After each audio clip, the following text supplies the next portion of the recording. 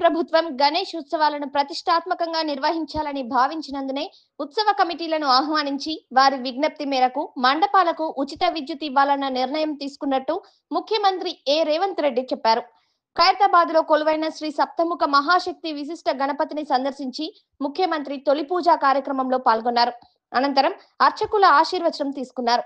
7 దశాబ్దాలుగా భక్తి శ్రద్ధలతో నవరాత్రి ఉత్సవాలను నిర్వహిస్తున్న ఖైరతాబాద్ గణేష్ ఉత్సవ కమిటీ సభ్యులను అభినందించారు. స్వర్గీయ పీజేఆర్ ఉన్నప్పటి నుంచి ఇప్పటి వరకు ఇక్కడ ఉత్సవాలు ఘనంగా నిర్వహిస్తూ అందరికీ ఆదర్శంగా నిలుస్తున్నారని అన్నారు. ఇటీవల అకాల వర్షాలతో పలు జిల్లాల్లో వరద బీభత్సం సృష్టించిందని, అందరి పూజలు దేవుడి ఆశీస్సుల వల్ల తక్కువ నష్టాలతో బయటపడ్డామని అన్నారు. ఈ పూజా కార్యక్రమంలో మంత్రి పొన్నం ప్రభాకర్, ఎంపీ అనిల్ కుమార్ యాదవ్, శాసనసభ్యుడు దానం నాగేందర్ తదితరులు పాల్గొన్నారు.